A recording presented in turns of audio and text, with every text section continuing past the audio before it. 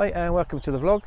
This is not the vlog that I intended to put on at this time, because I was going to do one on the River Severn, but this one has taken a bit of priority because it's something that's just happened to us recently, which was quite dramatic, and I thought, well, it's fresh on our minds, we'll stick it on YouTube. So basically what happened was us and another boat were stricken, both without power, tied together, floating upstream on a high flood tide on the Tidal Trent, and we were bouncing off banks and willow trees, but eventually reached safety. So to give a bit of insight, the Trent is tidal for about 43 miles from the Humber estuary down to a place called Cromwell. It's heading towards Nottingham, and there are a few canal junctions on the way, and also a few pontoons where you can moor up. So when you're using this stretch of the water, you really need to be taking lock keepers' advice on when you can access the water and where, and how far you can travel on any given tide, and to enable you to stay safe and miss various underwater obstacles and move efficiently with the flow of the water on the tide. So the evening before we were due to go out from Keadby, we met Neil and Jane, who were on a boat called Tidal. They were more behind us, and their intention was to go out onto the Trent the following day. They wanted to go as far as they could because they were heading for Newark in time, so they wanted to get as far as they could the following day. So yeah, we were doing the same trip as them, so we decided that we'd buddy up with them. So we keep in contact. It's good advice to do that, really, because you know, if something goes wrong with one of the boats and there's two of you, there's a good chance that you can effect a repair or help each other in some way to avoid someone getting stuck out on the tidal river. So we had VHF radios with us, so we had contact through that, which was proved to be very useful as well. So after having a few drinks and a chat about what we're going to do the following day, we all went to bed, and yeah, we're looking forward to the events of the next day. And the lock keepers also need to know where you are travelling to, so they can inform other lock keepers of your whereabouts and your expected arrival time, so that if you don't arrive, then they know that there's something going amiss, and they can take action. So given this, we were given advice to exit from the South Yorkshire navigation at Keadby at 6 AM in one particular morning onto the Trent, and we were to make our way to Torksey by 10 AM, and if we got there by 10, then we could continue on to Cromwell in the same day, which is what we intended to do, because we were in a bit of a rush to get down to a place called Shardlow to do an inland port festival. So 6 AM next day, still dark, we chug up onto the lock, and the lock keeper gets us through onto the Trent by 6:15, and we speed up with the tide, trying to make Torksey by 10 AM.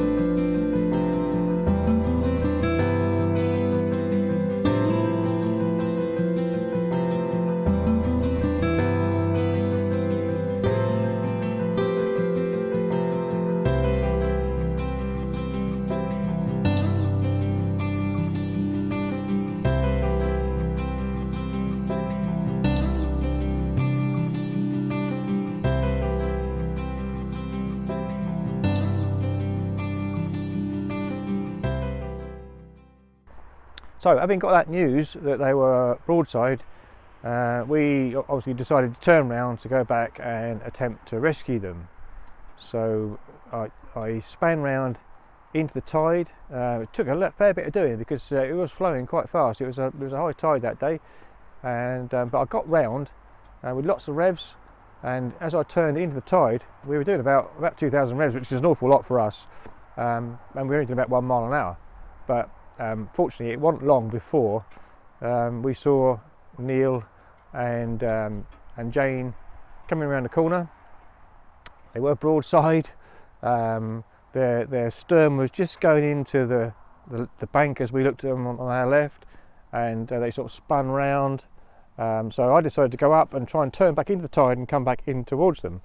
So this sort of started off okay, but with the flow of the water, I didn't get right round parallel with them. I'd only just gone past sort of 90 degrees, and I hit them broadside into their bow initially. But once we had hit bows, we sort of stayed close together, and very bravely, Kay was on our bow, on Maggie May, and Jane was on the bow of Tidal on the other boat. And between them, luckily, they managed to get a rope across and tie the bows on. So yeah, half done. We were tied on the front. So then a lot more shunting around, backwards and forwards, and just flowing down with the river. But me and Neil managed to get the sterns tied on. So there we were, front and back tied on, both together. Part of the rescue complete. Brilliant. But then, just as we start to power off, our engines just stopped. I had noticed quite a bit of knocking while we were doing all this manoeuvring. When we first turned around to go into the tide, it started knocking a little bit, and then when I sort of turned around to tie up to them, it was locking quite badly, and it stalled briefly. And I just thought maybe I just caught something. Maybe I knocked the key or I knocked the button.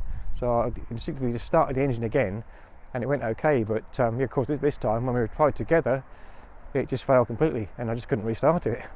So there we were, just the two boats tied together, like 35 ton or so of steel, just drifting upstream, probably doing about, I don't know, 2 or 3 miles an hour, which doesn't seem much, but when you got all that weight behind you, you start glancing off trees, which we were doing, just sort of snapping off little tiny twigs, and then it was bigger stuff, and then hitting the banks, and it just seemed like forever that we were just drifting with the tide. But it wasn't actually that long. It's probably no more than about 1/4 of a mile, and in this time we were trying to sort out what to do with the engine. So there was me down in the engine bay trying to jump start a battery, trying to start with the leisure batteries, and then using Neil's spare battery, but no way was it going to start. And I'd already sort of thought, with all that knocking that was going on, you know, maybe it's something a little bit more serious than just a starter motor or a battery failure. So we decided to drop anchor. Obviously Neil never had one. He'd lost his anchor already, and we'd never deployed an anchor before, and we didn't even know our anchor would stop one boat, let alone two. But anyway, we chucked it over, and we drifted back until it took up the slack on the chain and the rope, and eventually it did stop us. It stopped us both.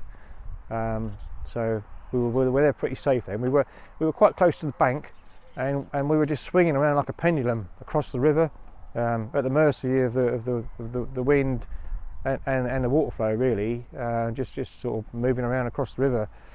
So we were like that for well over an hour. So after about an hour, Neil managed to get some drive. I think it's his gearbox was overheated, so it cooled down, and he tried it, and he had forward drive. So brilliant. Let's try and get moving again. So first thing we had to do was reverse back against the flow of the water to pick up our anchor. So we tried that a few times, reversing the boat. We put it into reverse really fast, and we were both trying to pull on the rope to get the anchor in, but we just couldn't budge it initially. And so I said, look, let's cut our losses. You know, we've got forward drive in your boat now. Let's forget the anchor, cut it off, and go with the flow of the water to Torksey. To which Neil's response was, "No, Paul, no, we can't do that. That's the only anchor we got. we can't lose it. So oh, okay then, so let's try and get it back in again. And so we had a few more attempts, and it did dislodge a couple of times, and then it dug into the riverbed again. But on the third attempt, after we was pulling it in, and we were trying to wrap the rope around the 2 bollards on the boat, so if it slipped back in again, we wouldn't lose all the rope back into the water. And eventually, yeah, we got it in. So we hauled it onto the back of Maggie May, and off we went again. New lead drive. We were plodding along, still going with the flow of the water, and we thought, that's it. We're headed for safety now. We're not far really from Torksey, probably, I don't know, probably 5 miles at the very most, I would have thought. So yeah, that's it. We thought we was in safety.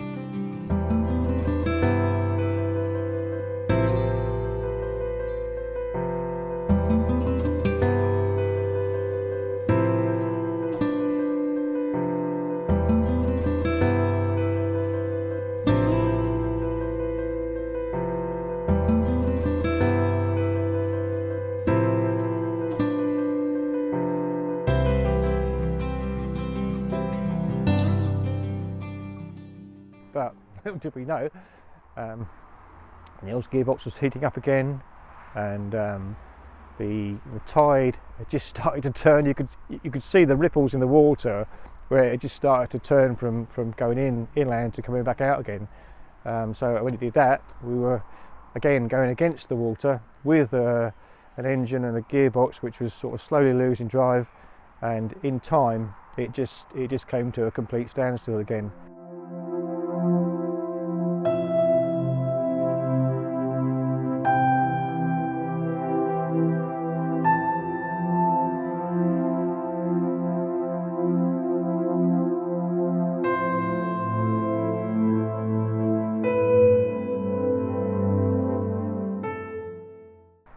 This was at Torksey Viaduct Bridge. So, yep, this time we deployed the anchor to the front of our boat because we were going the other way, and didn't put so much rope in this time because we had loads of rope that we had chucked in before.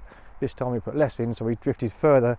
Sorry, we didn't drift quite as far back from the anchor, so there was less of a sort of pendulum effect floating across the river. So we were here for about another hour or so.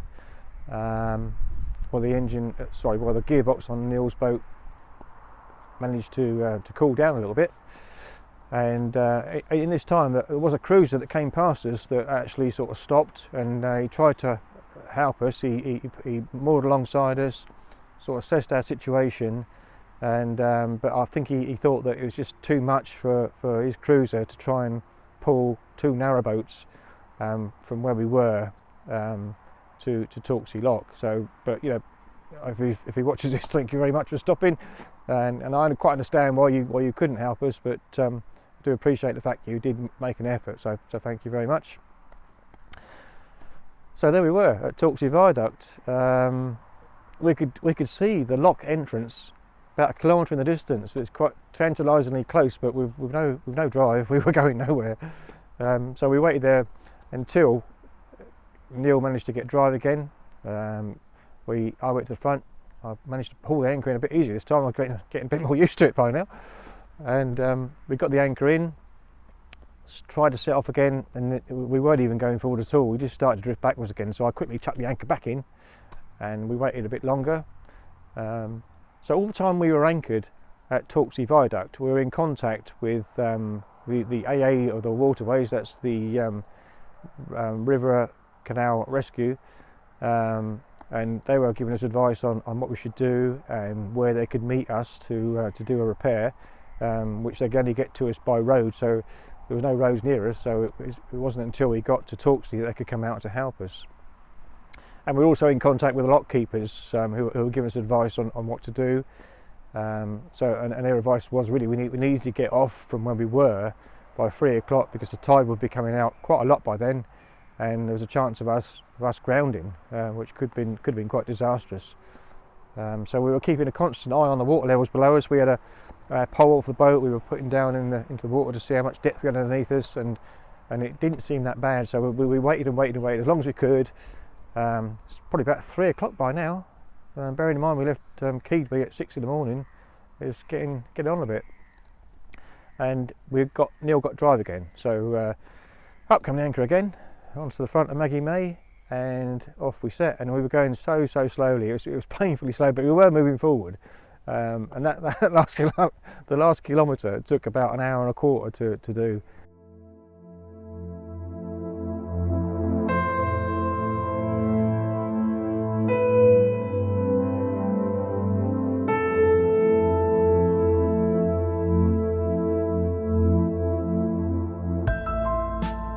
So yeah, and then we swung into the relative calm, away from the flow of the river, onto the entrance into Torksey Lock, and there's some pontoons there where we moored up, and yeah, I can honestly say all four of us were just so pleased to be tied up somewhere safe after what was quite a horrendous experience, really.